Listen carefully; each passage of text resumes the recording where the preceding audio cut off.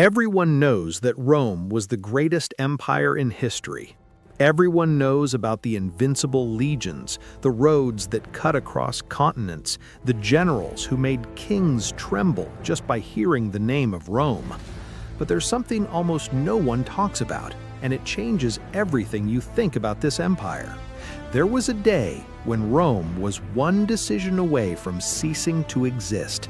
A single day, a single battle, and if the outcome had been different, you probably would have never heard of the Roman Empire because there would be nothing left to tell. The name of that day is Cannae. August 2, 216 BC, a Carthaginian general named Hannibal Barca, with a smaller army, far from home and without reinforcements, destroyed the largest army Rome had ever assembled in its entire history. 50,000 Romans dead in just a few hours. Generals, senators, the elite of the empire, wiped out on a battlefield that turned into an open-air graveyard.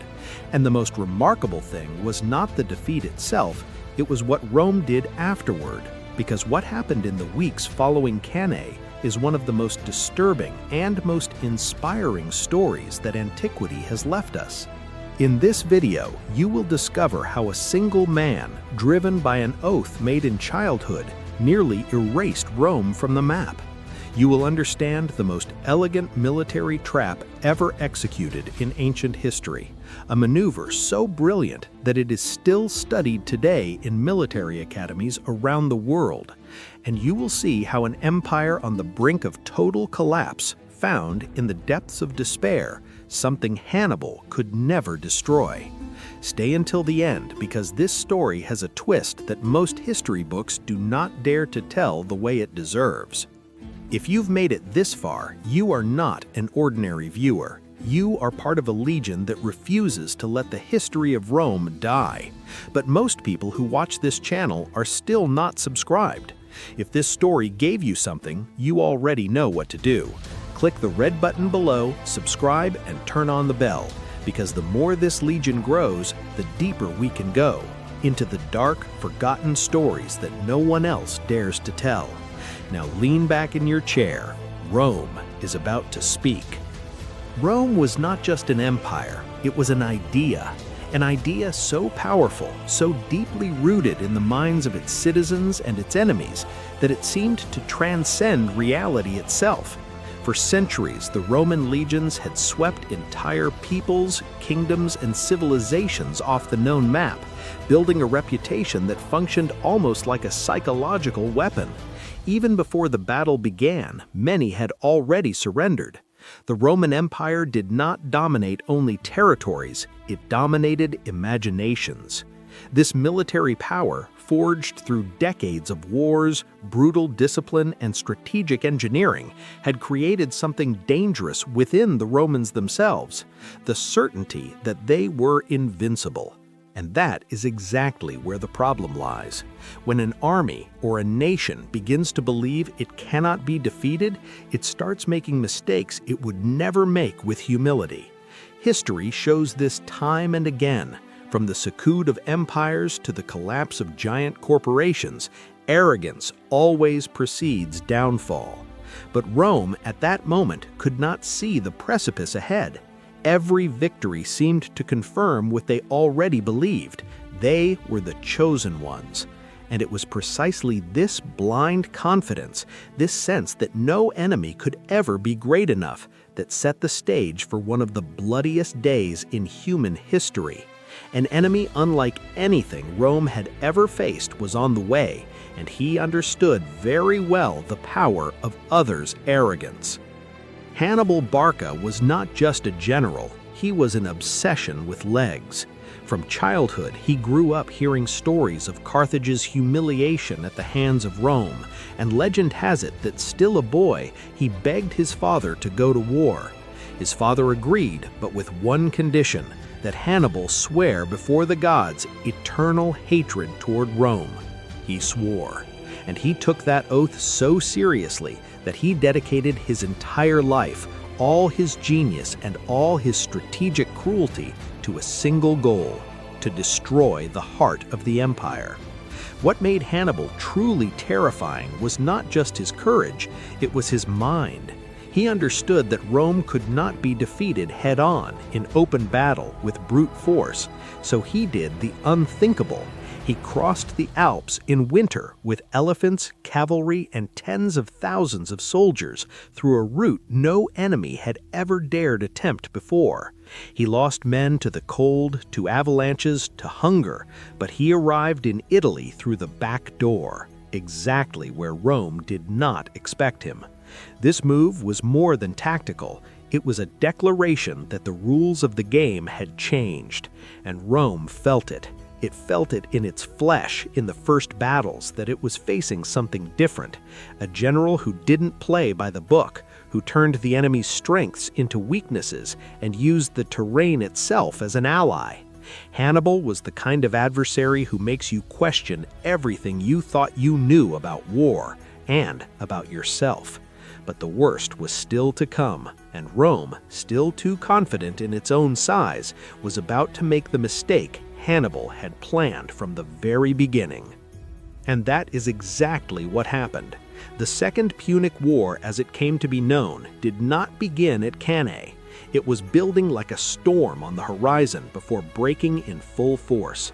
Hannibal wasted no time after crossing the Alps. He attacked, defeated, and humiliated Rome in consecutive battles. At the river Trebia, he destroyed an entire Roman army. At Lake Trasimene, he ambushed the legions in a maneuver so surgical that Roman soldiers died without even understanding where the blows were coming from. 2 defeats, 2 warnings. Rome ignored both. The pressure inside Rome was unbearable. The people demanded answers, the Senate burned with debate, and the generals competed among themselves for the glory of ending that audacious Carthaginian once and for all. This scenario of political pressure mixed with wounded pride is an explosive combination, and any student of history knows that decisions made under those conditions rarely end well. Rome, cornered and furious, reached what seemed like the obvious conclusion. It only needed to gather a large enough army and crush Hannibal once and for all. It was this logic, simple, direct, and dangerously flawed, that set Rome on the path to Cannae. The idea was to resolve everything in a decisive, fast, and definitive battle. After all, how could an army lose when it had twice as many soldiers as the enemy? The answer to that question would cost around 50,000 Roman lives and would change military history forever. But before getting there, Rome had to make a gamble, a massive gamble. And what a gamble it was! Rome did what it always did when it felt threatened. It dug deep into its resources and assembled the largest army it had ever gathered in its entire history. Around 86,000 soldiers, including legionaries, allies, and cavalry, were mobilized with a single purpose: to finish Hannibal once and for all. To give you an idea of the scale, that number was larger than the entire population of many cities at the time. Rome was not just fighting, it was sending a message to the world. But there was a dangerous crack in that human wall. The command was divided. 2 consuls, Lucius Aemilius Paulus and Gaius Terentius Varro, alternated control of the army on different days, a common Roman practice, but in that specific context, a recipe for disaster. Paulus was cautious, strategic, and wary of Hannibal. Varro was impulsive, overly confident, and wanted battle as soon as possible. 2 men, 2 completely opposing visions, commanding the same army. Hannibal, who studied his enemies like a surgeon studies the human body, surely smiled when he learned this. The Roman strategy was as direct as a punch. Pack as many soldiers as possible in the center of the formation, advance with all force, and simply crush the enemy through numerical superiority. No surprises, no traps, no creativity. Pure brute force. It was the kind of army that worked against ordinary armies. The problem was that Hannibal was not ordinary, and while Rome organized its colossal gamble, He was already building, in silence, the most elegant and deadly trap the ancient world had ever seen. And that trap had a name, a date, and a location. Cannae, August 2, 216 BC. Hannibal chose the battlefield with the precision of someone who leaves nothing to chance. The flat terrain favored his superior cavalry, the wind blew dust into the eyes of the Romans, and the Aufidus River cut off any easy possibility of retreat. Every detail had been calculated. While Varro saw an open field ideal for a massive crush, Hannibal saw a perfect stage for his masterpiece. The formation Hannibal set up that day defied all military logic of the time and is still studied today in the world's leading military academies, from West Point to St. Cyr. He positioned his weaker troops, the Gauls and Iberians, at the center of the line, forming a bulge that advanced toward the Romans. On the flanks, he placed his best African warriors and his devastating cavalry. The center was the bait, the flanks were the cage, and Rome, blinded by confidence, walked straight into it. The Romans advanced exactly as Hannibal had predicted. As they pushed the weaker Carthaginian center backward, they felt they were winning. The enemy formation was retreating, and the Roman soldiers were compressing tighter and tighter to press the advance. What seemed like signs of victory were, in reality, the steps of a man walking into a trap that was already closing around him. When the Carthaginian flanks folded in and the cavalry cut off the rear, Rome realized, too late, that it was not surrounding the enemy. It was the one being surrounded. The encirclement closed like a jaw. Within minutes, 86,000 Roman soldiers found themselves compressed into such a tight space that many could barely raise their arms to fight. This is the cruel irony of Cannae. The largest army Rome had ever assembled was destroyed precisely because of its own size. The more soldiers tried to push forward through the center, the more they were squeezed together, the more they lost mobility, and the more they became easy targets for the Carthaginian warriors attacking from all sides with space and freedom of movement. What happened in the following hours is difficult to describe without a certain heaviness in the chest. Around 50,000 Romans were killed in just a few hours. Some historians suggest even higher numbers. To put it in perspective, it is equivalent to emptying an entire stadium of people in a single afternoon. Among the dead were consuls, senators, equestrians, and the very elite of Roman aristocracy. It is said that the Carthaginians became so exhausted from killing that they had to take breaks. The field of Cannae was no longer a battlefield, it was an open-air graveyard. Polybius, one of the most respected historians of antiquity, described Cannae as an unprecedented defeat in the history of Rome. And he was right. Militarily, tactically, and psychologically, it was a total collapse. Hannibal had proven that Rome could bleed, and bleed heavily. The double envelopment maneuver he executed that day would become the model of the perfect battle, studied by Napoleon, Rommel, and virtually every great military strategist in modern history.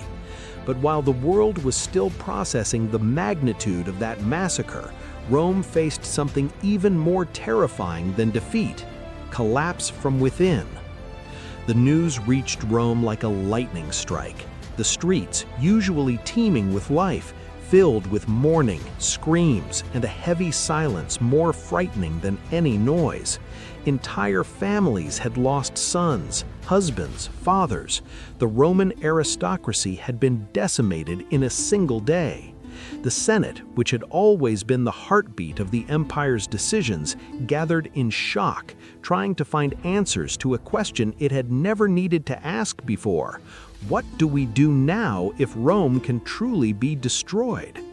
The measures taken at that moment say a great deal about the depth of the desperation. Rome recruited slaves to fight, something unthinkable until then, a broken taboo that showed how serious the situation was. It confiscated private wealth to finance the war. It lowered the minimum standards of age and physical condition for military service. And even so, the worst blow did not come from the battlefield. It came from the Allies. Entire cities and regions that formed the backbone of the empire began to defect. Capua, one of the most important cities in Italy, opened its gates to the Carthaginian. The empire was unraveling from within. It was the kind of crisis that destroys nations, and has destroyed many throughout history. When military defeat combines with economic collapse, the defection of allies, and widespread panic, the result is usually the end. It was so with the Persian Empire before Alexander. It was so with Napoleon after Waterloo. Rome was standing at that very precipice. One step, just one, separated the greatest empire of the known world from the abyss. And it was precisely at that moment, the darkest, most desperate, that Rome did something no one expected. Rome did not surrender. 3 simple words that carry immense weight. At a moment when any nation could, and perhaps by the cold logic of numbers, should raise the white flag and negotiate peace, Rome did the opposite. When Hannibal sent his envoy Cardillo to the Senate with proposals of surrender, the senators didn't even let the man finish speaking. The response was short, direct, and revealed something profound about the Roman character. As long as there was one soldier standing, Rome would not negotiate under threat. Never. The strategy that saved Rome was, curiously, the denial of battle. Quintus Fabius Maximus, called the delayer by his critics and a savior by his admirers, proposed something that seemed cowardly but was brilliant: not to face Hannibal directly. Instead, to cut his supply lines, attack small detachments, and wear down the Carthaginian army slowly, like water shaping stone. It was a war of patience, of endurance, of long duration, exactly the kind of war Hannibal could not win far from Carthage, without reinforcements and with increasingly scarce resources. And it worked. For years, Hannibal moved through Italy like a powerful but increasingly isolated ghost, winning battles but unable to win the war. Rome rebuilt itself, learning, adapting, until Scipio Africanus turned the tide for good, taking the war to Carthaginian territory and forcing Hannibal to return home, where he was defeated at Zama in 202 BC.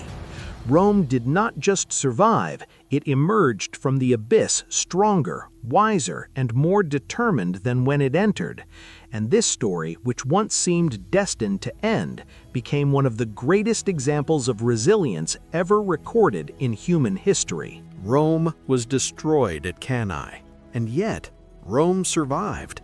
This is not a historical detail, it is a lesson that crosses centuries and reaches you directly. Because the truth is that every empire, whether a nation, a company, or a life, will have its Cannae. A moment when everything seems lost, when the numbers don't add up, when allies abandon you and the ground disappears beneath your feet. The question is not if this moment will come. The question is, what will you do when it does? Rome answered that question in the only way that matters, by refusing to surrender. Not out of blind stubbornness, but out of a deep conviction that there was still a path forward, even if that path required the humility to change strategy, the patience to play the long game, and the courage to continue when everything was telling it to stop. Fabius Maximus was called a coward for refusing to fight. Years later, he was called a savior. Sometimes the smartest decision is exactly the one others don't understand at the time. And now I want to challenge you with a few questions, and I want you to answer them in the comments, honestly, because this conversation matters. What was your personal Cannae? That moment when you thought there was no way out? What made you keep going? And if you were in the place of the Roman Senate that day, with 50,000 dead and the enemy at the gates, would you negotiate surrender or send the envoy away? There is no wrong answer. There is your answer, and I really want to read it down below. If this video made you think, taught you something, or simply held your attention from beginning to end, then you already know this channel is different. Here, the history of Rome is not about memorizing dates and names. It is a life lesson wrapped in battle, blood, and human genius. If you're not subscribed yet, click the red button now, turn on the bell, and fully join this legion, because the next stories coming are even darker, even more intense, and you won't want to miss them when they arrive.